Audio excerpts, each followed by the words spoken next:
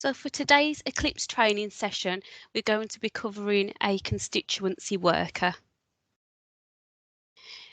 I'm going to be giving a brief introduction of the home screen,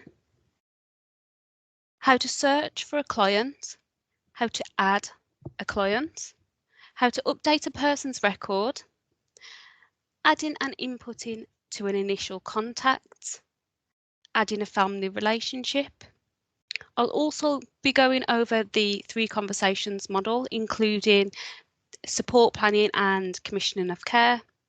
And we'll also have a look over the safeguarding concern. So the screen in which you can see is the login page for Eclipse. We use the internet browser, Google Chrome or Microsoft Edge, as Internet Explorer doesn't fully support Eclipse. So you'll see that my username and password has been saved, and that's because once you sign into Eclipse once, it will ask you if you want to remember the username and password, which I have done. So I'm just going to click on login. And it will take me to my home screen. On the left hand side, you can see a tab which says home, and it's highlighted in blue, and that means we're on that tab. It's the only one that you can see at the moment, but as we proceed through the training, you'll notice that more and more tabs do appear on the left hand side. So just along the top, you'll see we've got an icon for a house, which means we're on the home screen. We've also got our name, and we've got a personal reference number. So my personal reference number on Eclipse is PER126. PER means person. If it was an organisation, it would say ORG and then the organisation's number. So just below that, you can see it says my summary. I've got 3 tabs here: my summary, my tasks, and my team's tasks. So that my summary will summarise any work you've got outstanding in any teams that you're assigned to. So because I've been doing a lot of testing, I've got quite a lot of teams here that I'm a part of. Yourself, you should only have 1 or 2 teams depending on who you work for. Just next to that, we've got a tab that says my tasks. If I click onto that tab, then we can see, or I can see, any tasks that have been assigned to me by my SPD. So these tasks would have been sent to the team clipboard, and then the SPD will have assigned them to a specific social worker, in this case myself. My team's tasks, that's the team clipboard. So any work coming from the contact centre or so on, that will sit on the team's clipboard until the SPD assigns it to the relevant worker. So once these have been assigned on, it will then sit in the My Tasks tab for the individual that the work has been assigned to. Just along the top, we've got a quick search bar. If you just click here on the downward arrow where it says person, you can change to person, group or organisation. In adults, we don't really use group, it's just person or organisation. So if you needed to search for an organisation, you could change it, but I'm just going to leave it on person for now. We've got a quick search bar just here. It says enter name or ID. So if you knew the person's personal Eclipse ID number, you can search by that. Or if you just start to type in a name, then you can search for that also. So we'll just begin to type a name in. You can see that we've got some Anns in there, and we've got a Shirley Ann and an Andy Drew. And the reason for that is because it not only searches for the client's first name as Ann, it searches for Ann within a name entirely. So that's why we've got a Shirley Ann and an Ann Boleyn and an Ann Smith. Andy Drew is because it picks up anything that sounds familiar. This is because it's picking up, for example, anything that may have any spelling mistakes. So previously in Care First, if you spelt a name correctly, it may not have found that person's name due to the spelling differences. But in Eclipse, it will pick up anything that sounds quite similar. So if I just type in a surname for the client, I've typed in Anne Smith, and you can see right there at the top we've got Anne Smith, but just below that we've got a Shirley Ann. And if you look a little bit further on down, we've got a John Smith Tess, and that just shows you how it's picking up on the different names that we've typed in. So it's picking up on any similarities between the name. It will only show you a few names on the quick search, but if you just click on the show all button, it'll give you a long list of any names that it's picked up with either Anne or Smith. So we can see just here it's showing 1 to 10 of 82 records. So it's picked up 82 records in total. If we just scroll down to the bottom, I can change the rows per page from 10 to 100, so I can do a quick scroll through them all. And that will stop me from having to flick through all the pages. So if we've not found what we're looking for, we can click on this Show Criteria button, and that will take you to the advanced search page.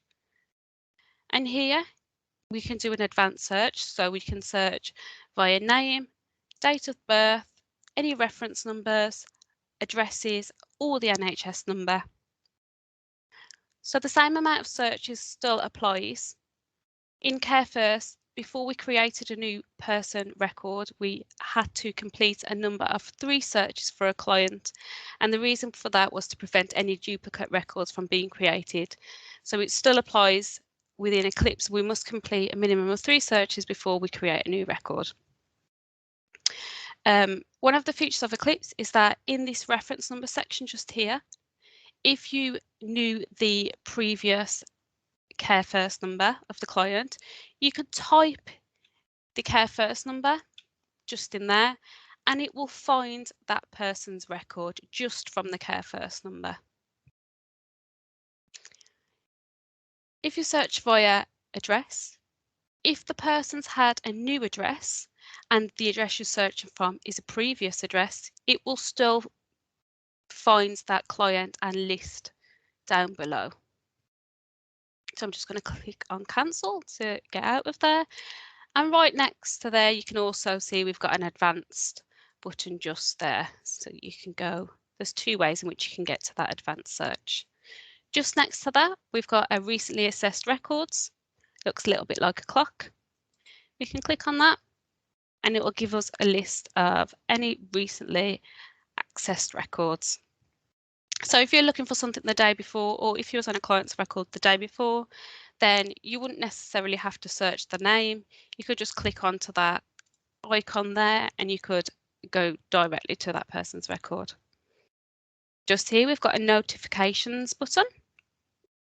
So any notifications, anything that you were being alerted to, that would, if your notifications were turned on, you would have notifications come through just there, and you would just have a number, and I believe it's in red once you have a notification through. We may see that a little bit later on when we are assigning work and so on. Just next to that, we've got our team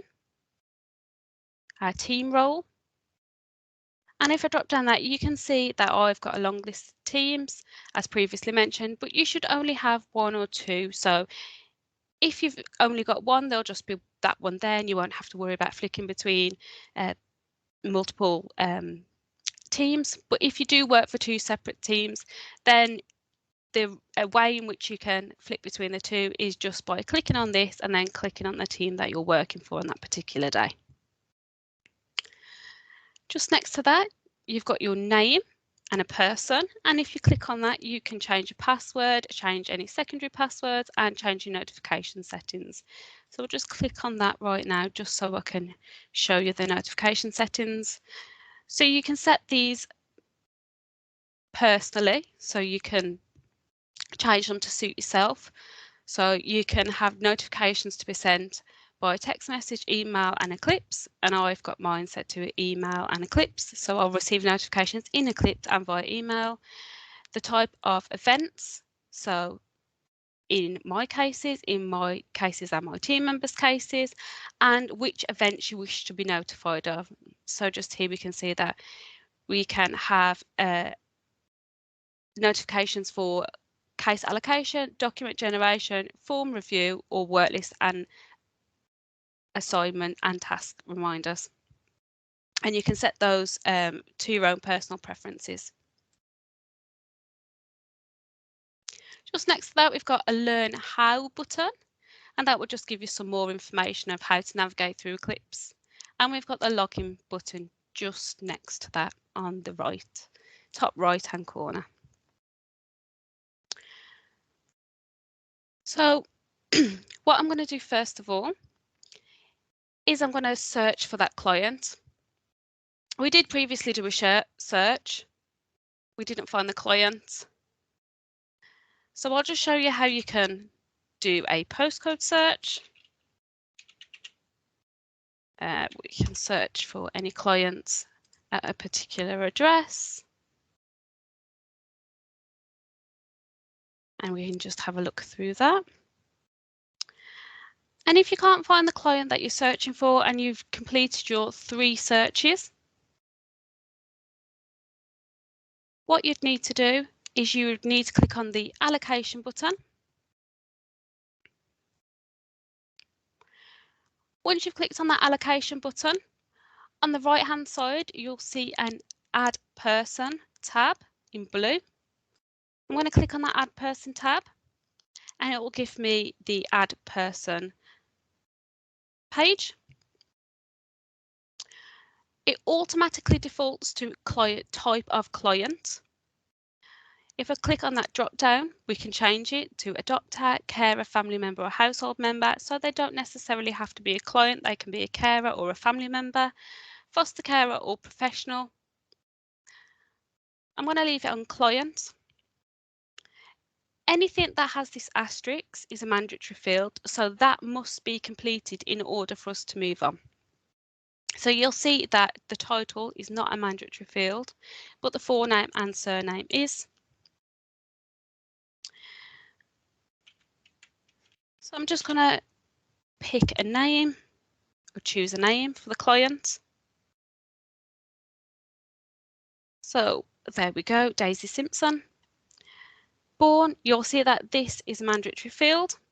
We've got a little calendar here. You can type the date of birth in manually, or you can use the calendar. If you didn't know the person's date of birth, but you knew a rough age, you can just put an age in and it will calculate the year. And we've just got a little message here that says this will be marked as an estimated, as we don't yet know the exact date from you. And that's fine. That's because sometimes people don't want to give out their date of birth. So as long as we can put an estimated age in, that's fine. It will allow us to do that. So that's how we get through that mandatory that mandatory field. For gender, that's also mandatory. We can choose male, female, but we can also choose unknown. So I'm going to pick female for today, and ethnicity. That's also a mandatory field. If I click on this drop down arrow, you can see that we've got not known here and also refuse. So that's another way in which you can get around that if you weren't to know the ethnicity. So I'm just going to choose not known for today. If you knew the client's national insurance number, you can put that in there, but it's not mandatory, so that can be added at a later date. And the CHI number, that's not mandatory either. I don't believe we have that in England. I think that is something to do with Scotland. So I'm going to click next. And I've got no error message, so that means that I have filled all of that mandatory information out and it's taking me to the next stage. And it's asking me if I want to create a professional relationship to the client.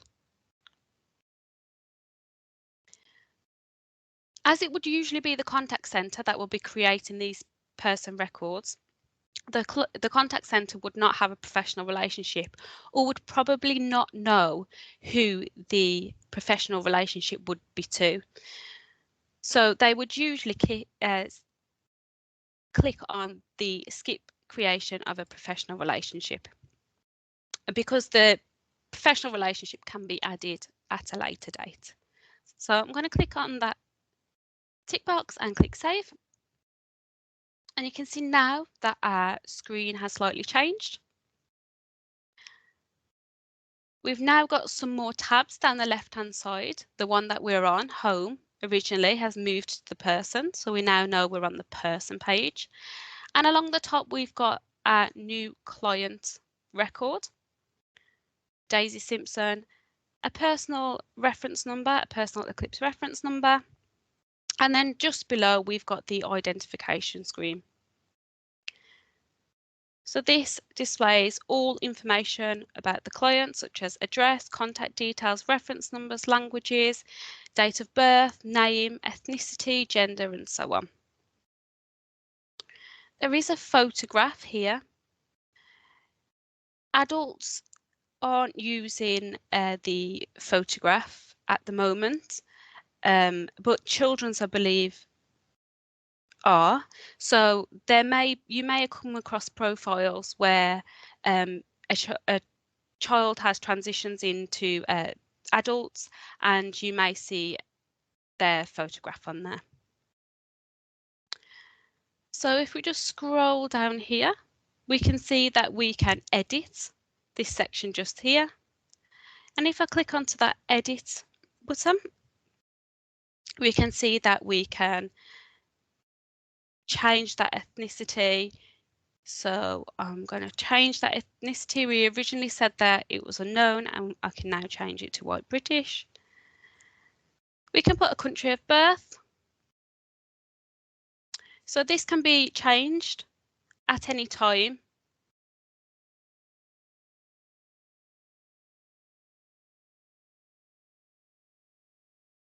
There we go. We can see that that's now been changed.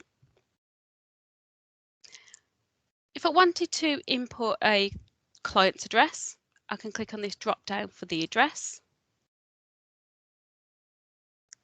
And I click on that Add tab bar. It's asking us for the location. Just here it says location not known. You'll see that it's not mandatory because it doesn't have the asterisk. So if the location was unknown, we can click here and we can say the reason for us not knowing that client's date of birth. But as we do know the client's date of birth, we can type the postcode in just here. As long as the postcode is a real postcode, then Eclipse will pick that postcode up, and it will then list or display all postcodes that all addresses, sorry, or houses that exist within that postcode. So I'll just choose one. It's asking us for a type, which is mandatory, and a usage. If we click on the drop down, we can select home and permanent. And if it was a room in a shared accommodation, some shared accommodation or a house, then we can type in the room number, or if it was an apartment, we can select the floor. So we'll just say second floor. The start date is mandatory, and we've got our little calendar here. If you didn't know the start date of the person's address, we can just click on this select current date. If you just hover over it, it'll underline, which means that you can click on it and it'll input today's date. If the person or yourselves did not want the person's address to be disclosed for reasons such as safeguarding, then there is an option to tick the do not disclose box just here. Once I've clicked save, you'll see that that person's address has now been added. And you'll see that just next to it, if we hover over it, we've got a little icon or a little alert that says do not disclose. So that's telling us to not to disclose that person's address. Another key feature of Eclipse is that if there is a person's address, we can click onto that person's address and it will open Google Maps in a separate tab. So we can now see a map of the person's where the person lives, and we've also got a picture just here. So it's telling us floor 2 or the second floor and the address just there. And this will help plan your journey if you were out planning to go out and visit that client. So I'm just going to minimize that by clicking on that arrow, and I'm going to click onto contact details. And we've got that little blue add box just there, and I'm going to click onto that. It's asking for a contact type. We click on the downwards arrow, we can select telephone type. We've got fax, landline, mobile, pager, or text phone. I'm going to say mobile, and then we've got number, which has got an asterisk next to it. So in this number field or number box, it will only allow us to put numbers. We can no longer input text into that box. If we do so and we go to click save, it will display an error. Once I remove that text,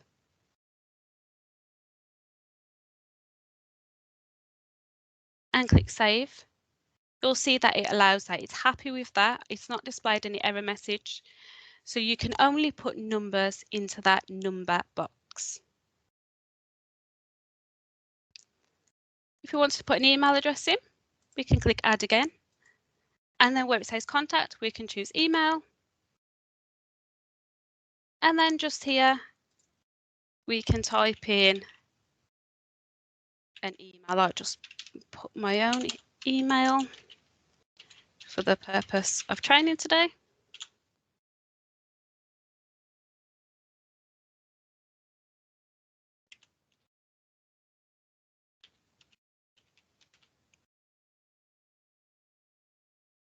Once click save, you'll see that the email address has now been added.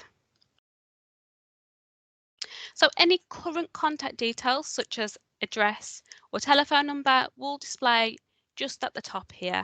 So this is any current addresses or telephone numbers. If that was an older address and a newer and more recent address had been inputted into the address field, then it would be the most recent that you would see.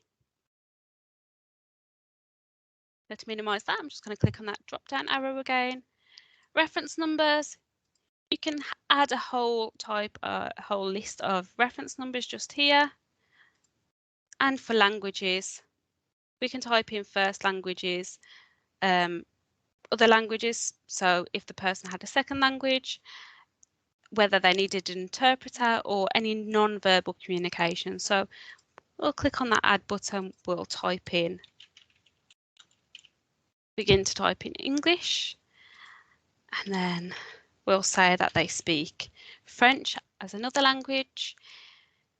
It's asking for their proficiency in English as their first language is English.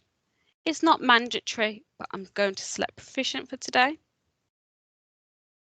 It also gives you a list of non-verbal communication just here. I can click on British Sign Language. I'll click save.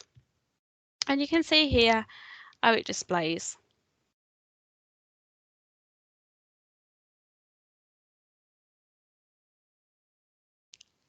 So that is the person detail screen or person identification screen. There's 2 pages in Eclipse for a person, and to flick between the two, you can either click onto the person tab or you can click onto the person's name. So I'm just going to do that to show you the other screen. And this is what's known as the person summary screen. So the information in here updates automatically depending on the information that you give to the account or to the person's profile. So just here, we've obviously got the person's name. We've got the person's address and telephone number. You can also put some relationships in here. So this will list any key relationships such as allocated worker or carers or family members. We've got a classification summary, any latest events, and a chronology timeline. There's nothing in here at the moment as we've only just created the person's record and there's not a lot that's gone on in the person's record at the moment. But you'll see as we move through the training that information gets uploaded to this automatically. So if a social worker was to receive a telephone call, they could click onto this person's summary screen and you can get an overall idea of anything that had recently happened within that client's profile.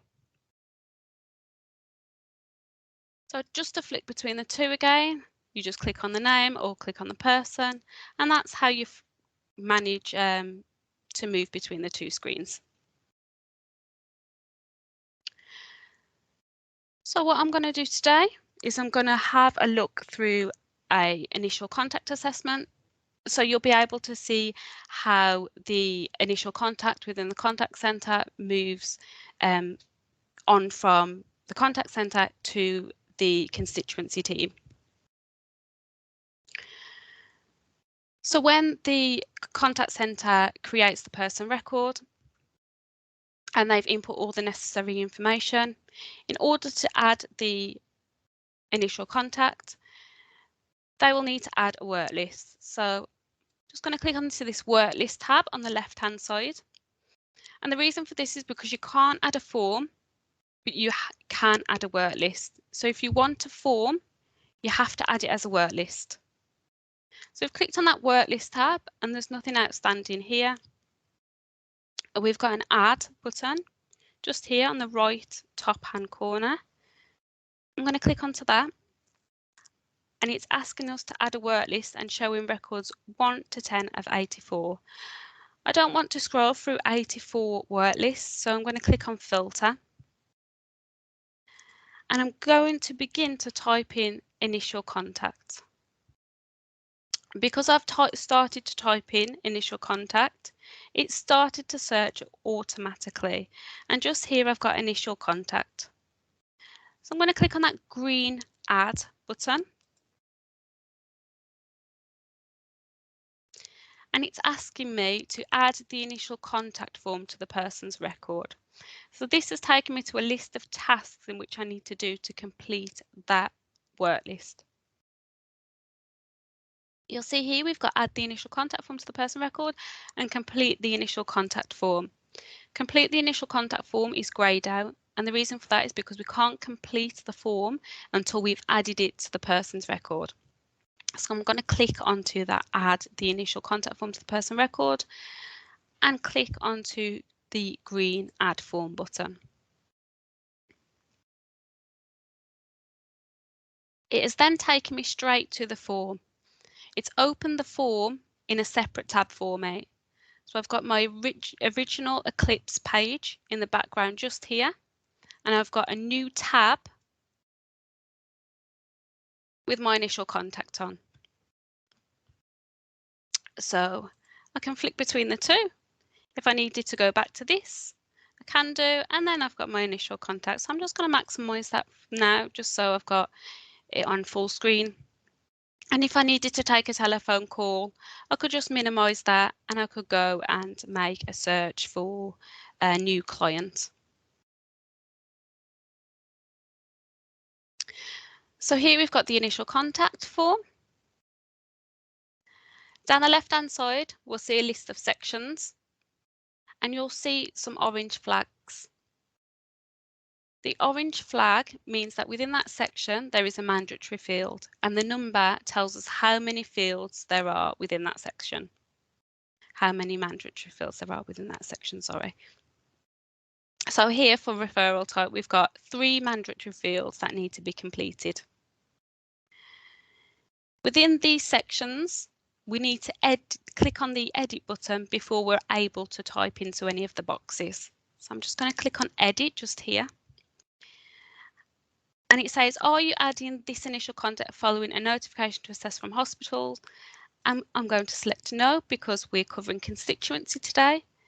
Date of request for support. It says double click for today's date, so I'm going to double click. It's asking, is this referral about you or are you contacting us regarding someone else? And I'm going to say a self-referral for today. To move on to the next section, to access to support, I can either click to save and edit into the next section or click save and next. Whilst I'm in this section, I can't then edit, I can't then type in any of these boxes until I've moved on to that next section. So I'm going to click save and next. And you can see just here, we've got a little paper and pen icon or symbol, and that means that we are editing the access to support section.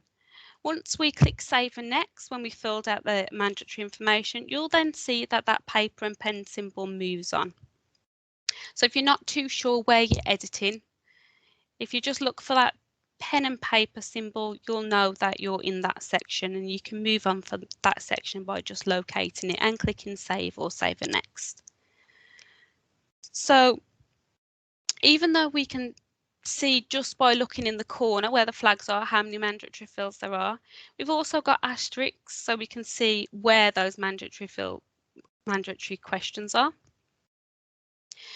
It's asking us, are you living or now present in the Birmingham area? And we're going to say yes.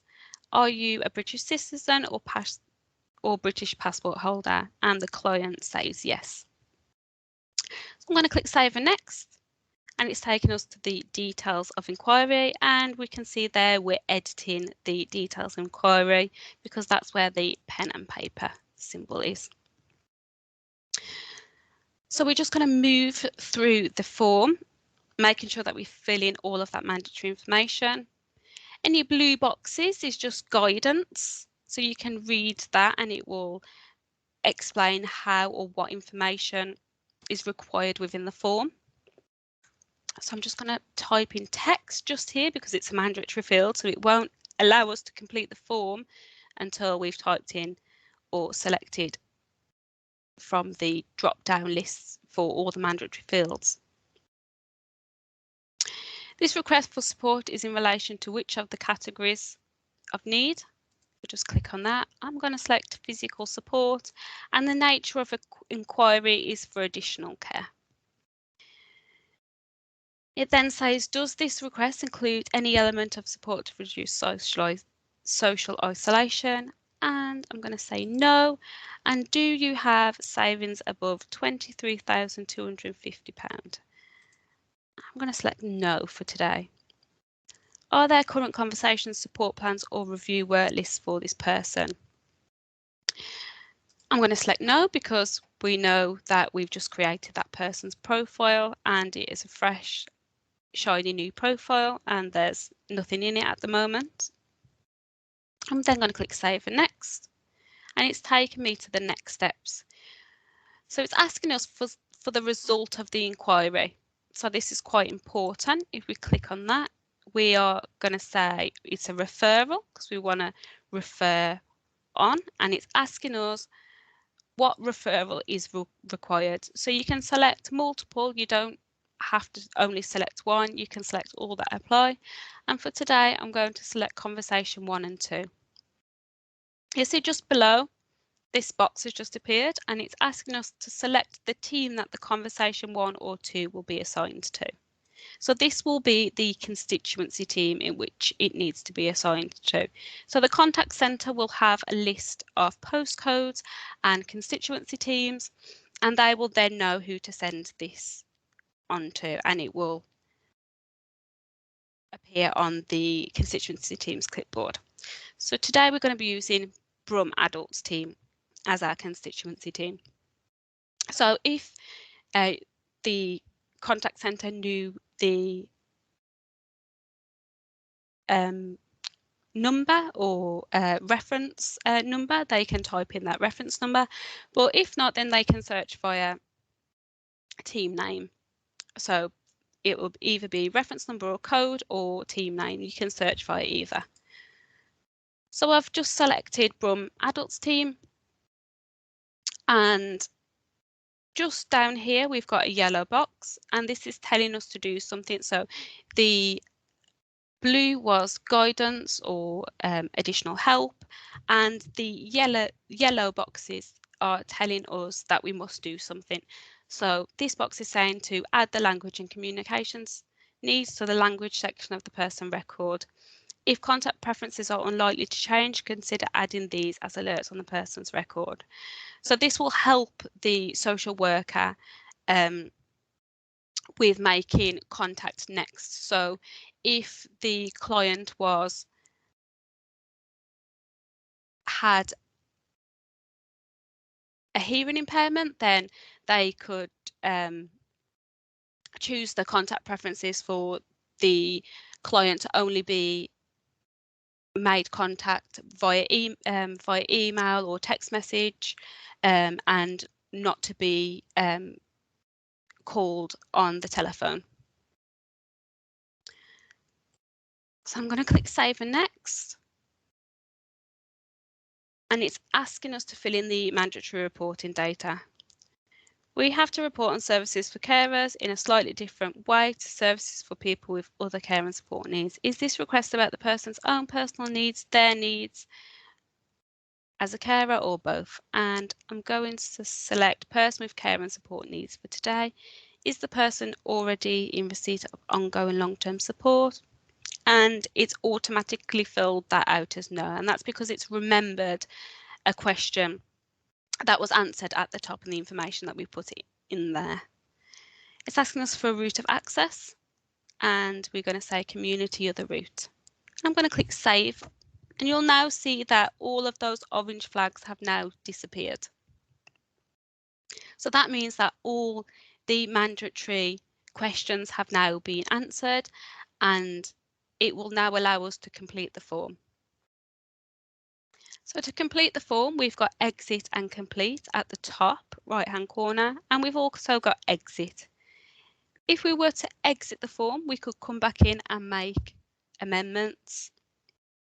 If we were to exit and complete the form, we could come back in and view the form, but we wouldn't be able to make changes to the form.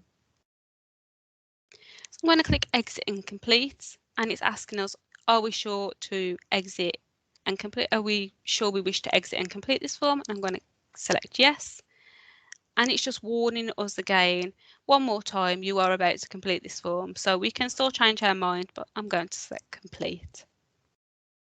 So you can see it's thrown us into that Forms tab.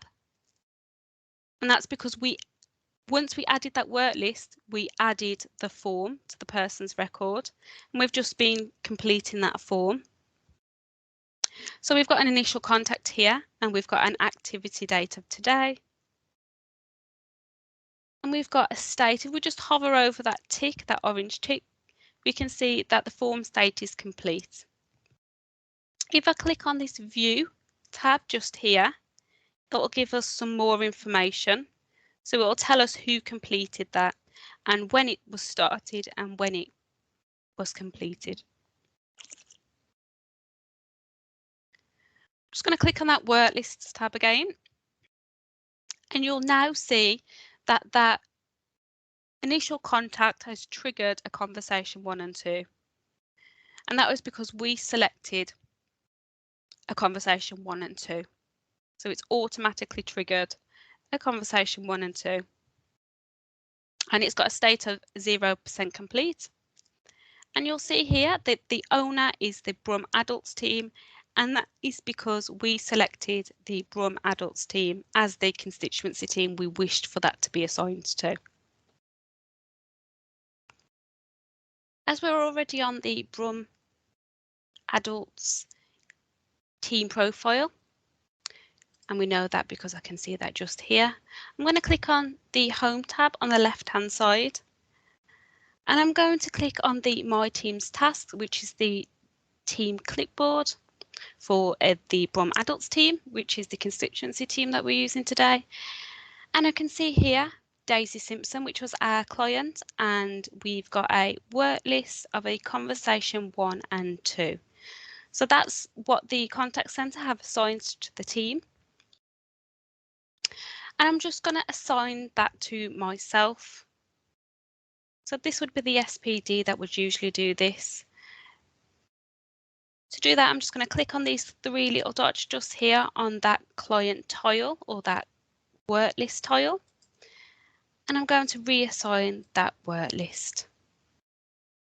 So I'm going to assign it to an individual owner, and I'm going to assign it to myself under the Brum Adults team. But again, this would be done usually by the SPD. I'm going to click Save, and that's disappeared now from the team's clipboard.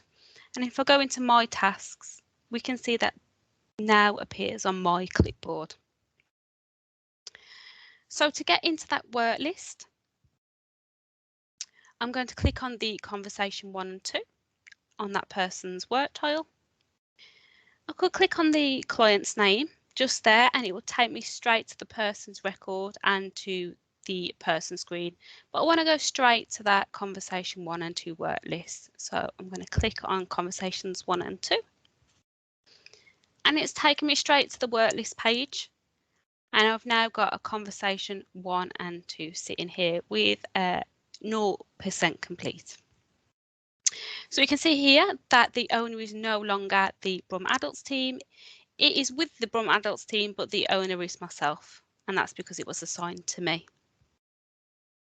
So we now want to get into that conversation 1 and 2, and there's two ways in which we can do that. We can either hover over the conversation 1 and 2, which is in blue. Once it underlined, you see that is being underlined, you can click into that, or we can click onto Actions, Select and View Work List. It'll take you to exactly the same place. So now we've got a list of our tasks, and we've got the add the conversations to the person record task and the complete the conversations form, which is greyed out as we have not yet added the conversations form to the person record, so we can't complete it until that's been added. So we need to add that. I'm just going to click onto it, and we'll get that a tab again that says add form. I'm going to click onto that. It's now asking me to select a subtype, and I can select a conversation 1, conversation 2, or a conversation 1 and 2. At this point, I'm not sure whether we are going to need a conversation 1, we're going to need to go straight to a conversation 2, or we're going to need both, because I haven't spoke to the client yet. So at this point, I'm going to skip. We always advise to skip because we can decide at the end. And it opens that form up in a separate tab. So I'm going to open that form so it's maximized. And we can see here that we've got a conversation, and we've got two tabs, access to support and conversation details. We've not yet got conversation 1 or a conversation 2. We need to tell the form what we want to see. So the form will only do what we tell it to do. So the first section is access to support. You can see here that the two questions have been automatically filled out, and the reason for that is because it's remembered questions that was asked in the initial contact, so it's brought those forward, they've been mapped forward. If they needed to be changed, you can click onto edit and you can change that information, but we're going to keep it the same as it remains the same. And I'm going to click save and next, and it'll take me to the next section, which is the conversation details. We can see here that we've got 4 mandatory fields because we've got the flag, and if we hover over that flag, it says that there's 4 mandatory fields that need to be completed. And we've also got the asterisk, so we just need to keep an eye out for those asterisks. It's asking us for the date of request for the support, and that's the date of the initial contact. And we've got a box here that's red, which means it's mandatory. Once we've inputted date, it should turn blue. I know that the initial contact was today because we've just completed it, so I'm going to double click that. We've got the calendar there, so you can select from the calendar if you need to. It's asking, is this conversation about planning for the person's discharge from hospital? We're going to say no, and it's asking for the nature of inquiry, and that's automatically selected because it's remembered the information that was put in the initial contact. It's asking, is any care or support being provided by an informal carer? And we're going to select no. So now is the important question, the conversation that's required. So it's asking us whether we need a conversation 1 or proceed to a conversation 2, and we want a conversation 1. I'm going to click on conversation 1 and click on save and next. And you'll see down the left hand side we've got some new tabs, and we've got a section for a conversation 1. So that's conversation 1 details, conversation 1 outcomes, and outcomes and next steps. Something in these boxes. We've got some guidance there to help us answer. We can always format anything in these boxes. So if we need to put bullet points in there, we can do that. If we needed to make things bold or italic or underline, we can do that, and we can change the font size. So that's just an example. I'm going to click save and next, and it's taken us to the conversation 1 outcomes. So these are all mandatory. I'm just going to tick a few of these boxes. It's asking for the date of the conversation 1. When I double click for today, and it's asking, is a conversation 2 required? And I'm going to say yes. Once I click save and next, you'll see that down the left hand side we've got some new sections for conversation 2. And the same applies. We've got some guidance there. Just going to type something in the boxes, and I'm going to click save and next. So the conversation 1 and conversation 2 details should be the same as what you currently see in Care First. Questions should all remain the same, or very similar.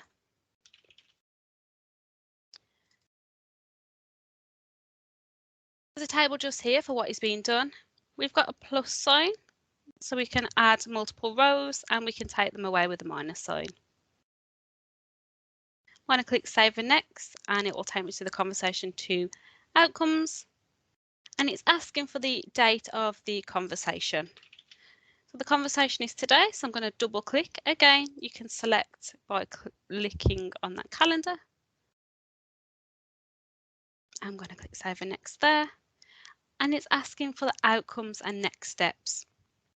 So it's saying, please describe the follow-up actions that have been arranged. It's asking, is this a request of that person's own personal needs, their needs as a carer, or both? And that question has been answered, and that's because it was answered in the initial contact, so it's remembered that answer.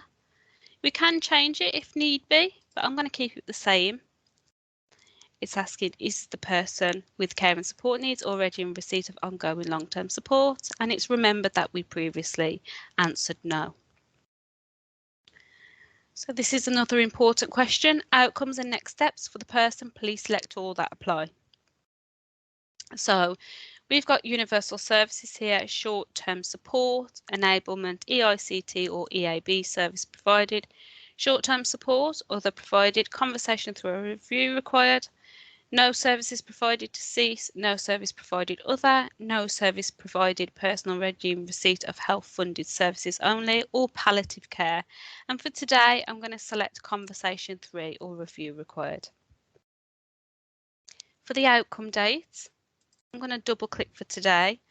And for route of access, we can see there that it's already been answered, community or other route, and that's because once again it's remembered the information that we input or that the contact centre would have input in the initial contact. So I'm going to click save and next, and you'll see that once again all of those orange flags have disappeared, which means that all of those mandatory questions have been answered. And we can now exit and complete the form. If we had only half completed the form, we could click exit and go back in tomorrow or at a later date. But if we had completed the form and wanted to move on, and we knew that all the information was correct and we were happy with it, we can exit and complete that form. And now it's asking us to select that subtype. We skipped this at the start, but we now know that we completed a conversation 1 and 2, so we can select that. You'll see in the background just there that we've just got conversations. Once I've clicked complete, you'll see that the wording's changed slightly. We've got conversations and C1 and C2, and that is because that is what we selected for the subtype. So the subtype helps for the name or the name type. So that will help other people, other workers, know what is in that conversations form. Previously, it just said conversations, but because we selected a subtype of C1 and C2, any workers that wanted to view or needed to view that conversations form, they would know that there is a C1 and C2 within that conversations form. So it just helps people that are looking through the profile and having to go in and research any conversations or anything that had previously taken place. I'm just going to click back into that work lists tab, and we can now see that conversation 3 has now been triggered. It's got 0% complete, and the owner is myself, and that's with the Brum Adults team, which is our constituency team. So again, we can click into the conversation 3, or we can select actions and we can view the work list. And we'll go into it this way this time by clicking on the conversation 3. You'll see that it still takes us to that tasks list. See that we've got 3 tasks now. Add the conversation 3 form to the person record, submit the conversation 3 form for authorisation, and authorise the conversation 3 form. So first things first, we need to add the conversation 3 form to the person record, and we need to click on that button for add a form. It's opened up that form in a separate tab. And our first section is a carer's assessment required? So in order to edit that, we need to click on the edit button. And it's giving us some guidance here. Informal carer. An informal carer could be a spouse, family member, friend or neighbour. Please consider whether the support provided by the adult is support for needs that the adult is unable to meet themselves. Is there anyone who provides necessary care who might need some advice or support in their own right? Is any care support being provided by an informal carer? We're going to say no and click Save and Next. It's asking us for the date that we undertook the conversation 3. So if it was yesterday, we can click on that calendar and click on yesterday. But as we know it's today, we can just select today's date or double click for today's date. Is this person currently noted at the top of the form? Please choose all that applies, and you can see that that's automatically been ticked person with care and support needs, and that's because that was previously answered in another form. So it's just brought that information forward. It's asking why are we having this conversation. Just going to type something in that box. And for eligibility part 1, do the person's needs for care and support arise from or are related to a physical or mental impairment or illness, including physical, mental, sensory, learning or cognitive disabilities or illnesses, substance misuse or brain injury? And I'm going to say yes. We then get a list of any reported health conditions. And that's because we selected yes for this question. If we selected no, they wouldn't have appeared. So Eclipse will only display information that's required. So you may see that additional sections pop up or additional questions are added to the form as you move through it. I'm just going to select 2 reported health conditions. I'm going to select long-term health condition, physical other, and I'm going to select sensory impairment, visual impairment. These reported health conditions will automatically be uploaded as a classification. So for eligibility part 2, it's asking, as a result of the person's needs, are they unable to achieve the following outcomes? Managing and maintaining nutrition, maintaining personal hygiene, managing toilet needs, being appropriately clothed, being able to make use of the adult's home safely, maintain a habitable home environment, developing and maintaining family or other personal relationships, accessing and engaging in work, training, educational volunteering, making use of necessary facilities or services in the local community, including public transport and recreational facilities or services, and also carrying out any care responsibilities for the adult or child has for a child. So I'm just going to select all that applies. And then for eligibility part 3, it's asking, is the inability to achieve 2 or more of the above outcomes likely to have a significant impact on the person's well-being? I'm going to select yes.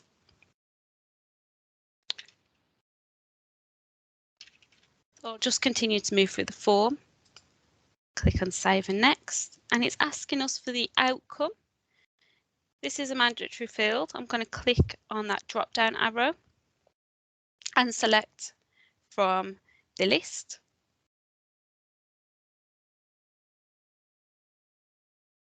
And I'm going to select that a support plan is required.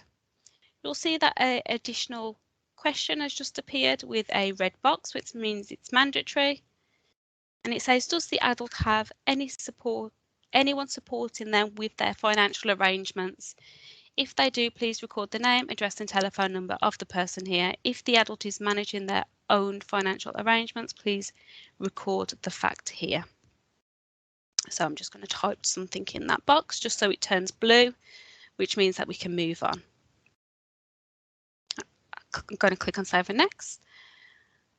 And it's taking us to the Statutory Care Act assessment returns, and it's telling us here to make sure that the ethnicity is known and recorded on the person's record. So most of this information has been put forward. So we've got 4 questions there, and out of the 4, 3 have already got answers in. This is because they were questions that were previously asked in a previous form. So it's just brought that information forward for us. What is the single main reason for this long-term support? And I'm going to select physical support for today. And you can see an additional question has appeared below. What is the physical support required for? And I'm going to say personal care support and click Save and Next. And you'll see that all of those flags have now disappeared. So at this point, we can exit and submit the form. So I'm going to exit and submit that form and click on yes. And it just tells us you are about to submit this form for review. I'm going to click Submit. So we can now see that we've got a conversation 3 just here. And the state is submitted. So I've just hovered over that question mark and I can see that it's been submitted, and it's being submitted by myself. So that's now waiting for the SPD to authorise that piece of work. So that will have gone straight to the SPD and will be awaiting authorisation.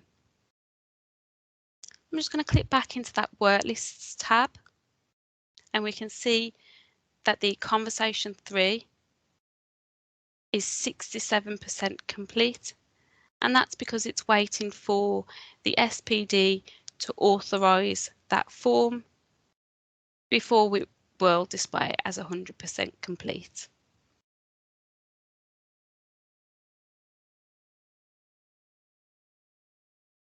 So the SPD has now authorised the conversation 3, and I've gone back to the home screen and to my tasks, and we can now see that the client is just here, and we've got 2 work lists outstanding, and we've now got the support plan and the commissioning of care budget application. So I'm going to click into the client record this time. I'm not going to click into an individual work list. I'm going to click into that client's record just to show you a different way of getting to that person's record. And this time, because I selected the person record and not the work list, it's taken me straight to that person record, and we've got the summary page just here. So you can see that part of the summary screen has now got information. We've got classification information just here under the classification summary. And we've now got information in the chronology timeline. So I'm just going to click on the blue rectangle just here. And we've got a list of events. So we've got a conversation 3, an initial contact, conversation 1, and a conversation 2. And they've all been completed today.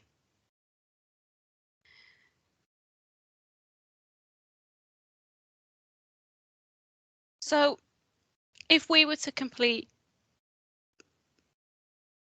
another form tomorrow, then this timeline would grow.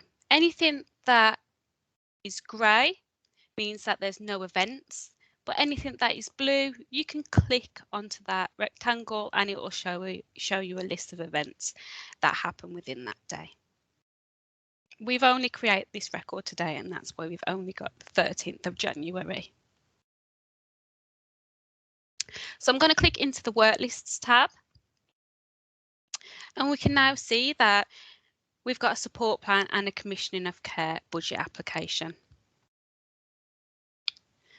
Assuming that we've started to fill out some of this support plan, we are now going to click into the commissioning of care budget application. And you'll see that there's no add form to the person record, and that's because for some reason the commissioning of care forms automatically adds the form to the person record, so there's no need to do it. I'm not really sure why this happens in the commissioning of care and none of the other forms. It just does. So we're going to click on that complete the budget application form, and that should take us straight to that form. So I'm going to open that up so we can see it in full. And we just need to move through the form and answer those mandatory questions. And to do that, we click on Edit.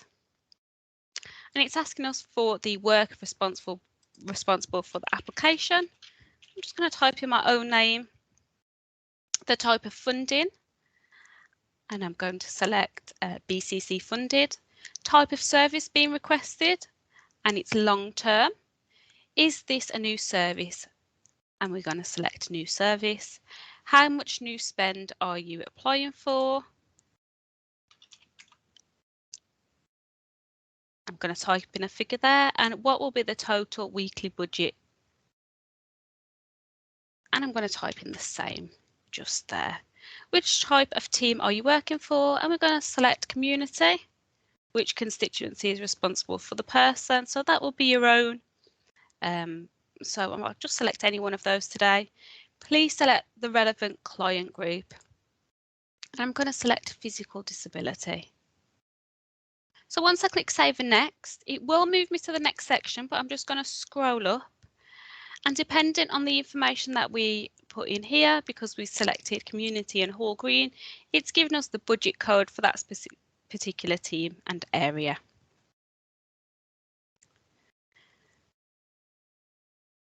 So we've got some information just here. This will help us fill out this part of the form.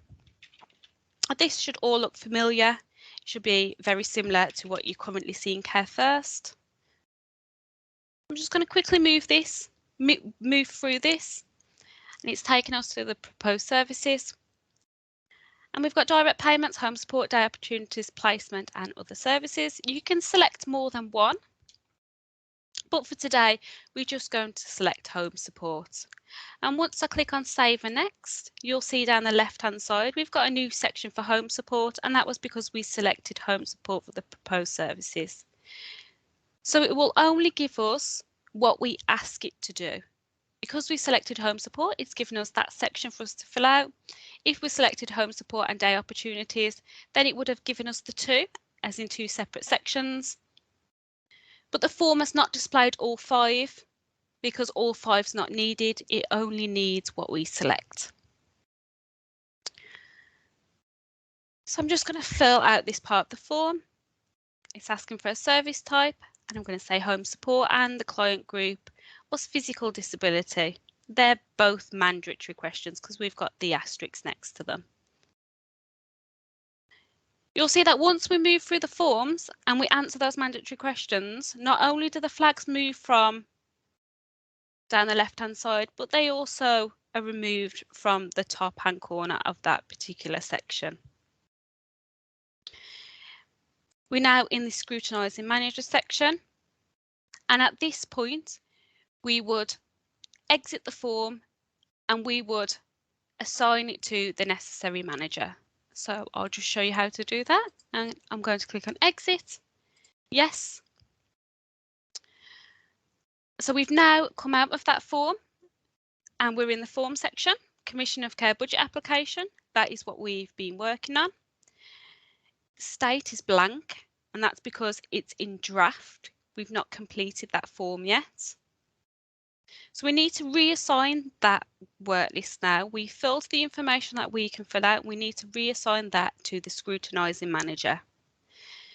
We're currently in the form section and we can't reassign a form. We can only reassign a work list. So to do that, we need to click into the work lists tab.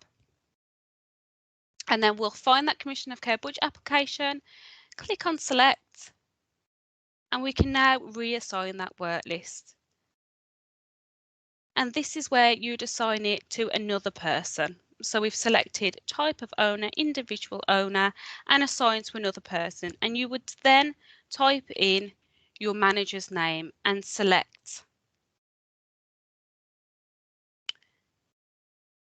the name, and you would select the team. So as previously mentioned, most people will only have one team. So if they did only have one team, it would automatically be selected. You would then click save, and that would go straight to your manager and it would appear on their clipboard under My Tasks.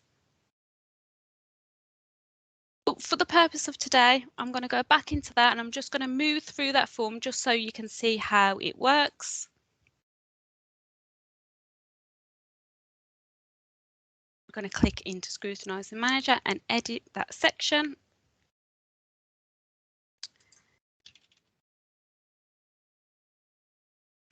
And the manager then would pass this on to the budget holder for the budget holder's decision. But if they completed the budget holder decision themselves, they would then fill out this part of the form. It depends on the process for your particular team.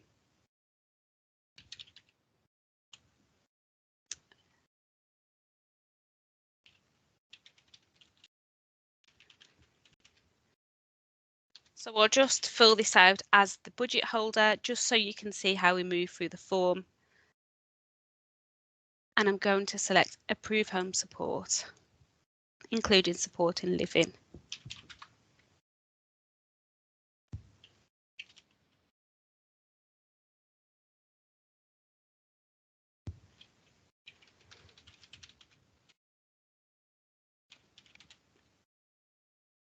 The Scrutinising Manager, or the SPD, whoever was filling this part of the form out, would then select a broker clipboard in which they wanted to notify. So you wouldn't have to send a message to the broker, you would just input this information here. So if you knew the code for the broker, you could type in that. I don't know the code, so I'm just going to type in broker, and I've found adults brokers just here, and that's who I want the next part of the form to go to. So we can see here it says broker clipboard, and I know now once I've exited and completed this form, the next form that's triggered will automatically go to the broker's clipboard. So I wouldn't have to reassign anything on or send a message. So I'm going to click save and next. And I'm going to exit and complete this form now. Click on yes. You can see that it's now complete. I'm going to click back into the work list and see what's going on. And I've now got the support plan, which was already there, a Commission of Care budget approval for home support, and that's sitting with me. I'm the owner for that. And the Commission of Care brokerage request home support, which is now sitting with the broker. So that will appear on the broker clipboard. And as previously mentioned, we don't need to send a message, that will just appear on their team clipboard. So I'm going to go into the Commission of Care budget approval for home support and finalise the approval. And at this point, the broker will have completed their part of the process, and we will now have the information. So you can see that most of this form has been completed because the information's been pulled forward. And we've just got to fill out the provider details just at the bottom. So the broker will have found and agreed on a provider. And it says, has a start date been agreed for the service? And we're going to say start date has been agreed. It's asking for the start date. I'm going to say Monday. It's asking for the provider details. So this would be the information. So the name of the provider and the address and so on. And it's now asking us to select the CSAO clipboard we wish to notify. So again, the next part of the form or the next part of the process will then go to the CSAO team as long as we tell the form here which team we want it to go to. So I'm going to select the CSAO team just here. And I'm going to click Save and Next. And you can see all of those mandatory fields have gone, or all of the mandatory flags have disappeared. And I'm going to click Exit and Complete and click on Yes and Complete. And you can see that the Commission of Care budget approval for home support is now complete. And we'll go back to the work lists. So you can see just here, we've got the support plan still sitting with ourselves. We've got the Commission of Care CSAO authorise or cancel home support, that's sitting with the CSAO team on their clipboard. And the Commission of Care brokerage request home support, that's with the adult broker. But ideally, this would have been completed and we would have received that information, which would have allowed us to move on with the process. So we're going to complete that support plan now. I'm going to add the support plan to the person record. It's asking for a subtype, but I'm going to skip.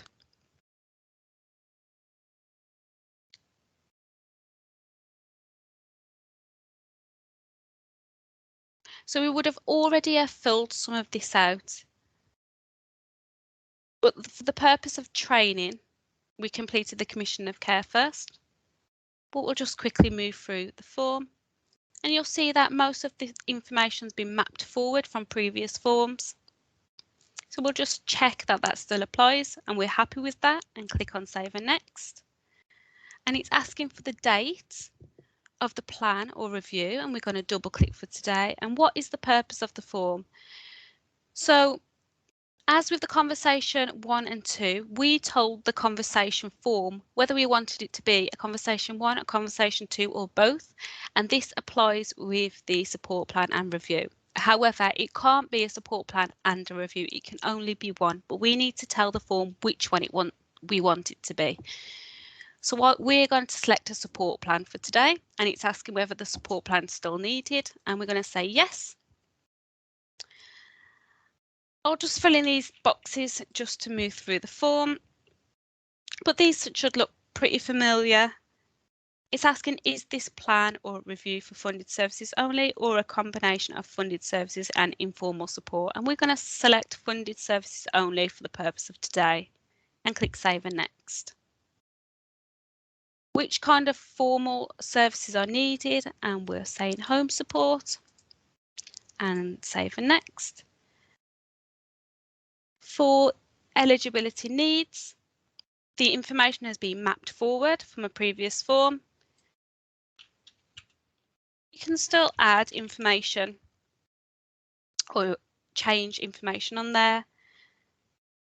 For home support, it's got an overall start date for the service. So we'll just select the 17th because that's what we previously said. And we'll just type in who's providing the service and just filling out the form as we move through.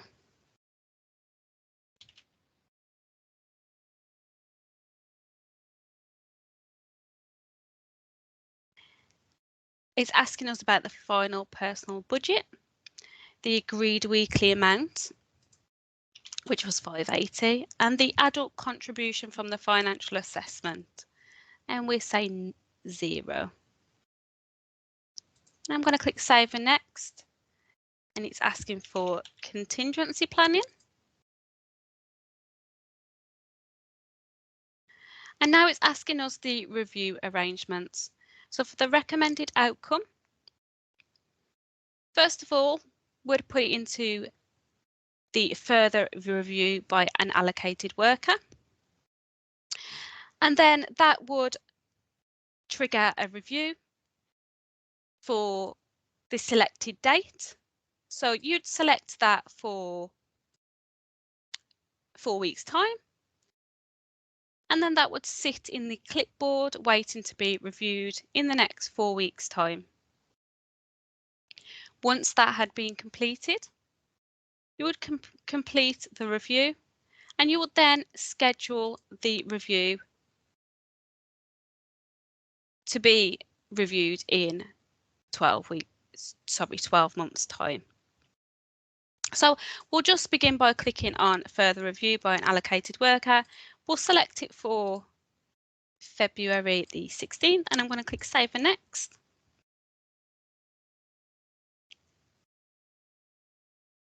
It's asking how are the services set out in the support plan, review funded, and I'm going to say that it's by the local authority only. For the statutory support returns, it's asking date of the request for support. That is automatically being inputted. Is the person already in receipt of ongoing long-term support? And the answer is no. Route of access, community, other. What care and support is being set out in this plan? And we're saying support in the community. And does the package include a direct payment? And we're going to select no direct payment.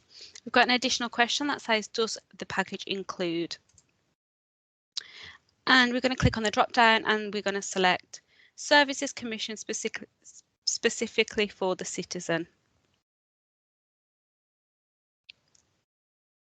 I'm going to click Save and Next. And all of those mandatory flags have now disappeared, so we can exit and submit the form. And it's now asking us for a subtype. And we're going to say that that was an adult support plan. And we're going to submit.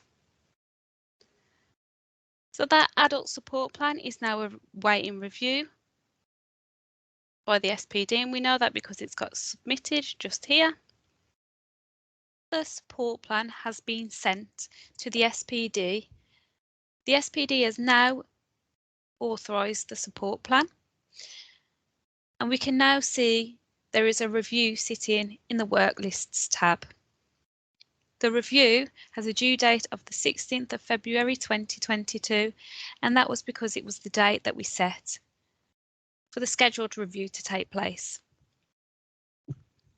You can see at the moment that this is greyed out, and we can see that it says this work list has not yet been started. If I click into that review, you'll notice that we can't add any of the tasks yet.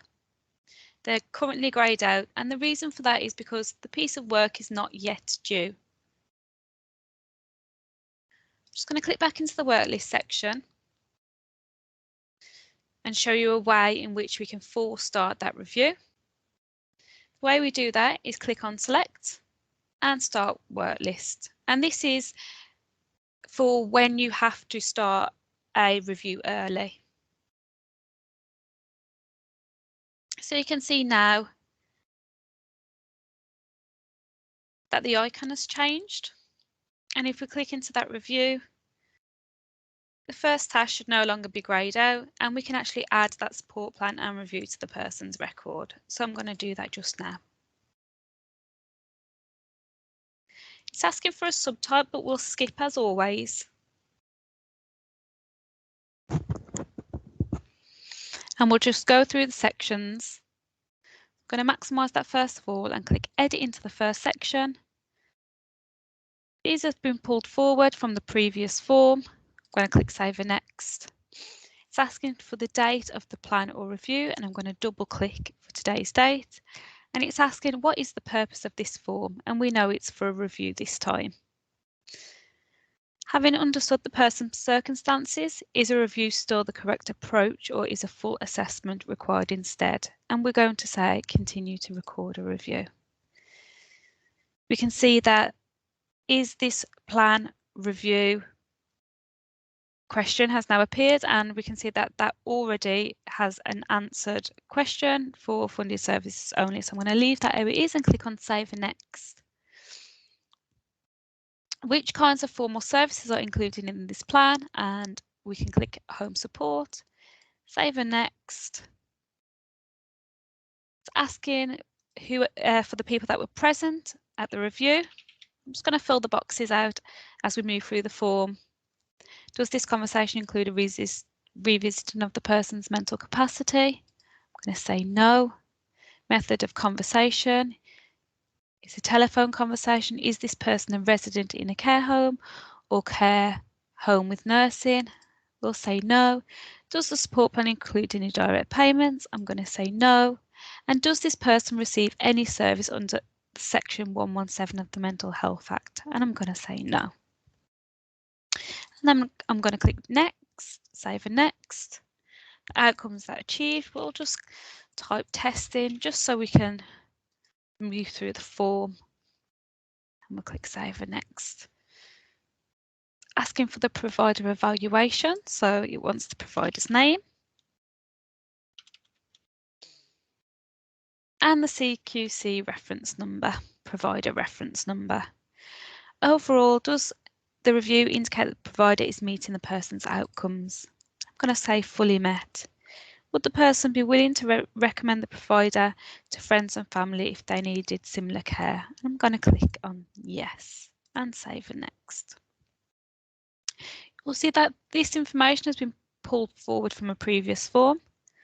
So I'm going to click Save and Next. And at this point, for the recommended outcome, we've got to schedule a review. So we've completed a further review by an allocated worker. And this was completed just to make sure that the package of care was working correctly and that the citizen was happy. So now we know the citizen is happy and the care package is working, and we're going to schedule a review for 12 months' time. So the due date of the next review, if I just click onto the calendar and change the date from 2022 to 2023, and we'll schedule that for 12 months' time. It's asking us now to select the appropriate review code. So, as we're using the Brum Adults team today, we will carry on using that one. I'm going to click Save and Next.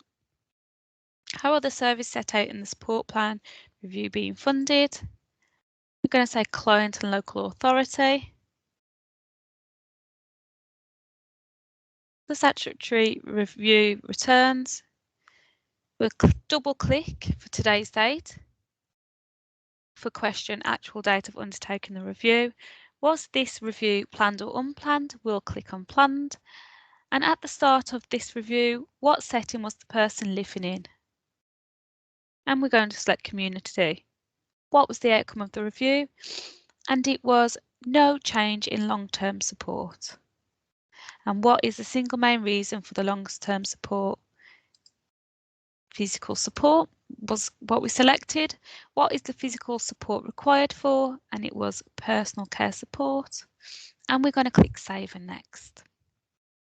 And exit and submit. And at this point, we can select a subtype. And it was an adult review with no change, and I'm going to click submit. So we can see here that the support plan and review, adult review with no change, has been sent for authorisation or submitted for authorisation to the SPD. If you are a self-authoriser, you can authorise that yourself.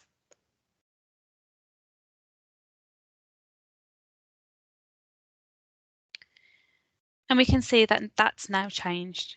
It's now got a tick and it says complete or authorised. So I'm going to click back into the work lists and you'll see that we've now no longer got a review, but we've got an await review. And this is a due date of the 16th of February 2023. So this won't sit on a clipboard. It will lie dormant until closer to the due date. So this won't clog up any clipboards. It will just sit in the background until closer to the date it needed to be completed. And if for some reason it did need to start early, then we can select and start that work list early, as I previously showed you. So we'll cover something slightly different now, and we'll look at relationships. So relationships on the left-hand side, we'll click into that and you'll see that it turns blue. And you'll see that we've got relationships and two tabs, people and organisation. So we're going to add a family member. So we'll stay in people. And then we've got the add button on the top right-hand corner in blue. I'm going to click add and it automatically defaults to familial. I'm going to click on proceed and it's asking who the relationship is to. So the person we're searching for has to have a record in Eclipse. We can't just type in a name and add them in free text. We have to add them from Eclipse, so they must have a record in Eclipse. So I'm going to search by surname on this occasion,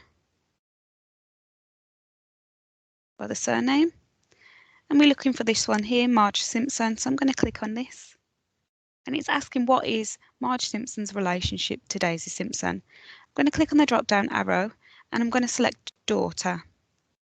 So you'll notice that all the relationships here are female relationships, and that is because Marge Simpson is a female and that's recorded. If it was a male relationship that was recorded, then you would be seeing all relationships for a male. So I'm going to select daughter, and it's asking when did it start, and it's automatically defaulted to the youngest person's date of birth, and in this case it's Marge Simpson's date of birth. We've got a list of features of the relationship, so we can say that Marge Simpson and Daisy Simpson are each other's next of kin, and we can say that Marge Simpson is Daisy Simpson's carer. I'm going to click on save. So you can now see that that relationship has been created. We've got Marge Simpson's personal Eclipse number, the name, the relationship, which is daughter, and we've got some attributes just here. So we can hover over these little icons and we can see that we've got next of kin and carer. And you'll see here that the start date and Marge Simpson's date of birth is the 15th of September 1972. So this is a list of the relationships, but we can also see it in graph form. So if I just click on graph, you'll be able to see it as a graph, which looks similar to a family tree. If I click on the key here, you'll see a legend. And if I scroll down, you'll see that borders in blue are for male and borders in pink are for female. And you can see here that professional borders or connectors will be yellow and so on.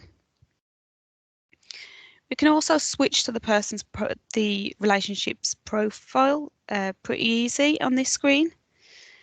And to do that, we'll just click on the drop down arrow for Marge Simpson and we can switch focus. And we're now in Marge Simpson's profile. And I can just click on Daisy Simpson's and I can switch that focus back. So if I click on second here, it will show secondary relationships. And if I click on suggested, it will show suggested relationships. But we've just got a notification here that says there are no suggested for us to view at the moment. So that's just a different way that you can view relationships. So if I go back to the home screen now, or the summary screen, we can see now that we've got a key relationship and Marge Simpson's there as the daughter. And we've got these attributes here. And we can also see that because these forms are being completed over a number of days, that we've now got a little bit more of a timeline. And we've got some information in the latest events and the classification summary. So this is all being added automatically. We'll take a look at case notes. So I'm just going to find case notes on the side, on the left-hand side, and click onto that, and it should turn blue and take us straight into case notes.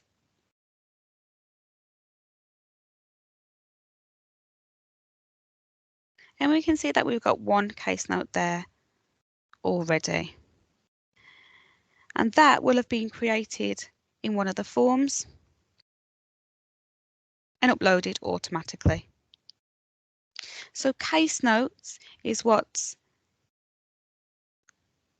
now known as observations, or was previously known as observations. So we refer to observations now as case notes in Eclipse. All case notes or observations that were in Care First will be being brought over. And we can add a case note by finding that Add tab on the right hand side. So I can click into that and it's asking for an entry date. We can double click. Oh no, sorry. We can select current date and time just under here and that will fill that in automatically for us. You can change the date. You can set it to the day before or whatever you need to. We must fill in the mandatory information. So anything with an asterisk, we know that that's mandatory, so we must fill that out. So it's asking for an entry type. So I'm going to click on that drop down arrow and I'm going to select other adults. It's telling me here that no subtypes are available. But for another, such as safeguarding, there are subtypes. So depending on the entry type you select will depend on whether there's any subtypes. So I'm just going to select health if it's on here.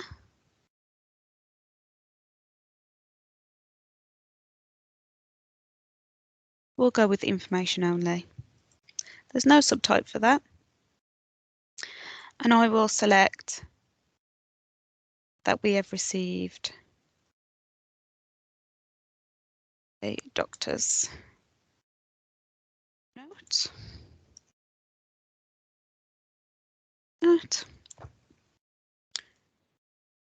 And we can say that it was received on the 16th of January.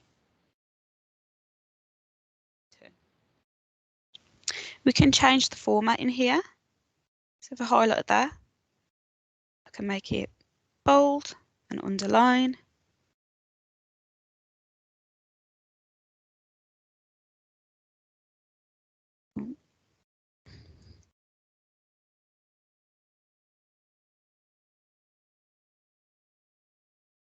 You can also embed pictures. But what we're going to do is we're going to attach a file to this. So you can embed or upload a picture in this entry box, but we're going to add it as an attachment. So previously, if we received any documents via email or in the post, we'd have to use e-records, but we're no longer using e-records for new case note entries. So for us to upload the record which we need to upload, we've got an upload button just here. I'm going to click on that and it's asking, and I'm going to find the file which we previously saved. And for the title, I'm going to give it a title that will be easy to find.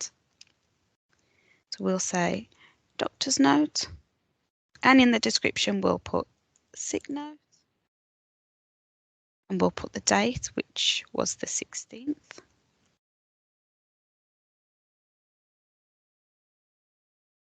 And we don't have to select a source, an organisation or source, because these aren't mandatory. So we're just going to click upload. And you'll see it's taking us to the uploaded file. So our case note is here and our uploaded file is just here. And we can flick between the two tabs. And we can see that that doctor's note has now been uploaded. So we can complete the case note entry.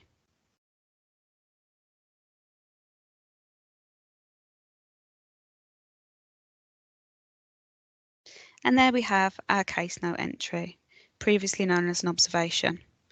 And we can see here that there's one file attached.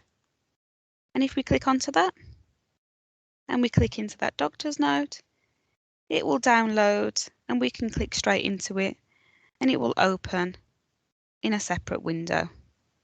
And that's how easy it is to access those uploaded files. Whereas previously in e-records, they took a number of minutes for us to be able to get into them.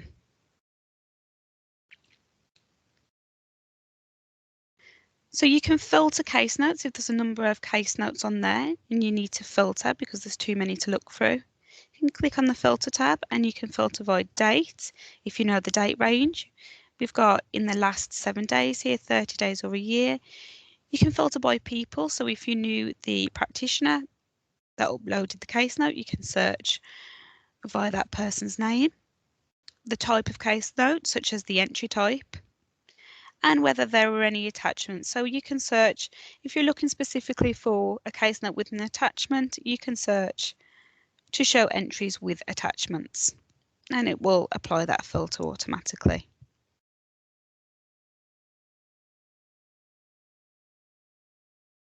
So if there were previously uploaded documents to e-records, you can still access those. We've got an e-records tab there, just here on the left-hand side, and that will take you straight into e-records.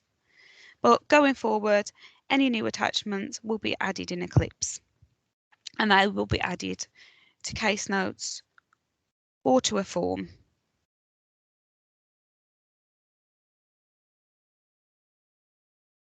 So we're now going to have a look at adding a safeguarding work list. And we're going to click back into that work lists tab, and it's the same process as previously. So no matter what work list you're adding, it will always be the same. So we'll go into that work list tab and we'll click on add, which is on the top right hand corner. And we're going to filter and we're going to start to type in safeguarding. And just here we've got a safeguarding concern, and that's the form that we want today. So I'm going to click on that safeguarding concern.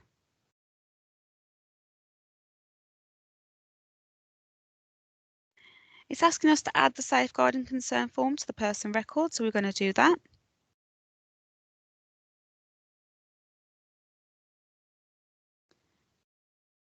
And there it's opened in a separate tab. So we're just going to maximise that. So we've got details of concern as the first section, and we're going to click in to that by clicking on edit. So we can now start typing in it. If this is an online referral, we're just going to leave that blank. It's not mandatory. We're going to focus on the mandatory questions. Date concern was received. We can double click for today. Time concern was received. You have to type this in manually. It doesn't allow you to double click. So we can say that it was 7 AM. Who is making the referral? And we've got a list that we can choose from just here. So we can select ambulance service. I'll just put test in here just to move through the form.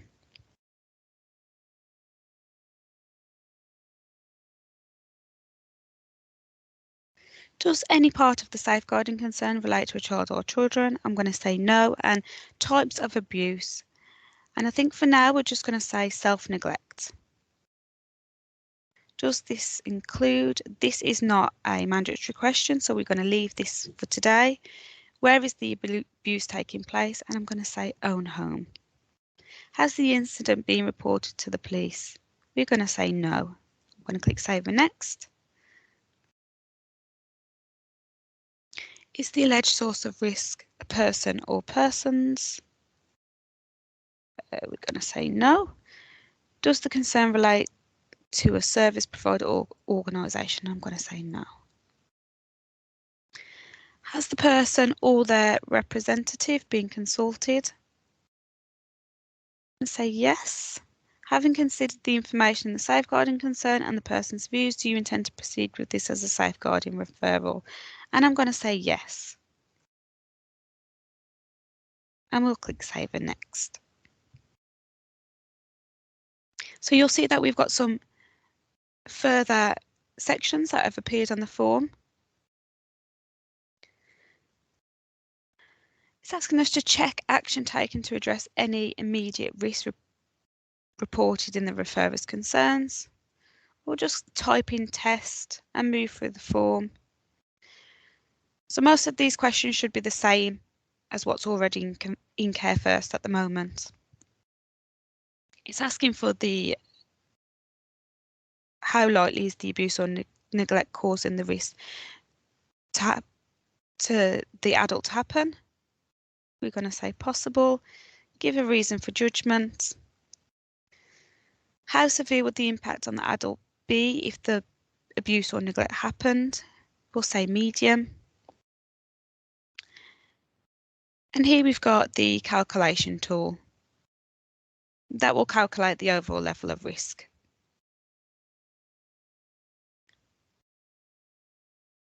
We can see that calculation just there.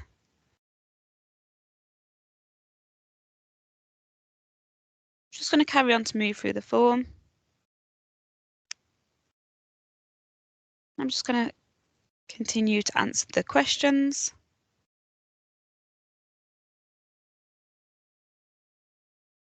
Having considered the information in the safeguarding concern and the person's views, do you intend to prefer with this as a safeguarding inquiry? And we're going to say yes. And it's asking for the outcome, which is a mandatory field. And we're going to select section 42 inquiry and click save and next. And now all of those orange flags have disappeared, so we can exit and submit the form. So we can see there it's been submitted. And if the manager was to authorise the form or a self-authoriser was to authorise the form,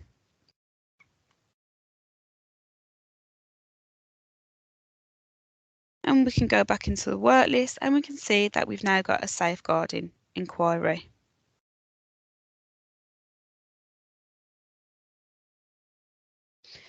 So that has now triggered a safeguarding inquiry.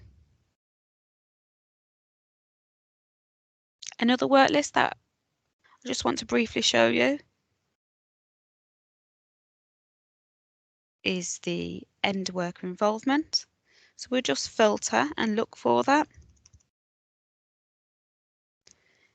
We've got the end allocation or closed case here, and that's the one that we're looking for. So we'll add that to the person record. Add the end involvement form to the person record. So you begin to see that any form or any work list that we want to add, it's the same process.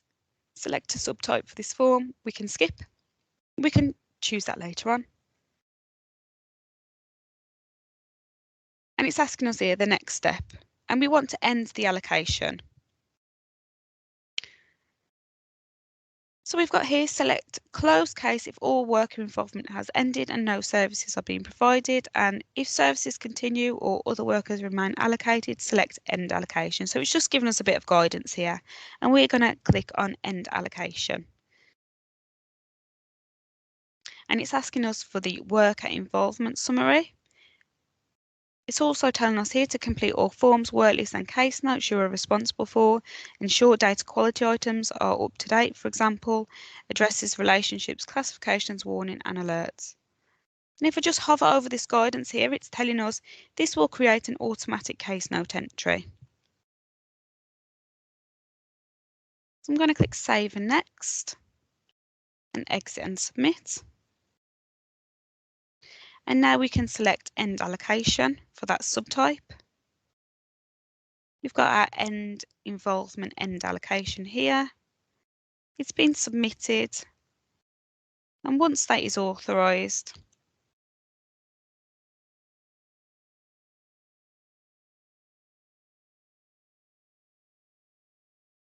there we go, complete and authorised.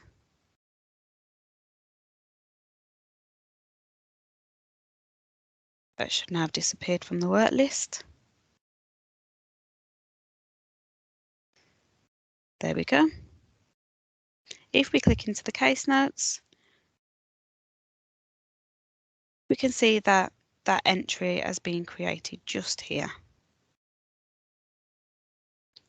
It's automatically created that case note entry.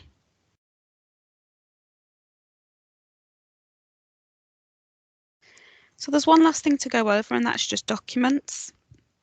You can click into the Documents tab just here. And this will show you any outputs. We've not created any, but we've got some case note attachments. So this will show you any attachments from anywhere within Eclipse. So we've got no form attachments at the moment. We've got a case note attachment, and we've got no output documents. We can go into the forms, and we'll just find that conversation 3. We can create a document. It's not allowing us to do that at the moment. Let's try the support plan.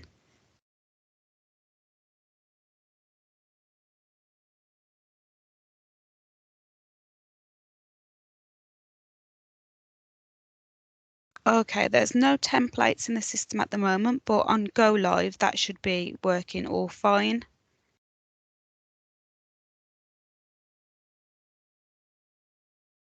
I know that they're looking at the templates at the moment, so I'm assuming the reason for that is because they're not in there at the moment. They're currently being put in there, but they will sit in documents.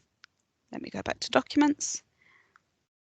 They will sit in output documents. Once you've created the document, by just clicking on the select button, as I just previously did, it will allow you to generate a document, and it will get sent straight to this section here, and you'll be able to download that and save it to your computer and email it to the relevant person, or print it and send it off to the relevant person via post, or whatever it is that you need to do. So we'll just click on Daisy Simpson. And this is the overall summary screen of everything that we've done over the last couple of days. And that is the end of training for today. Thank you very much.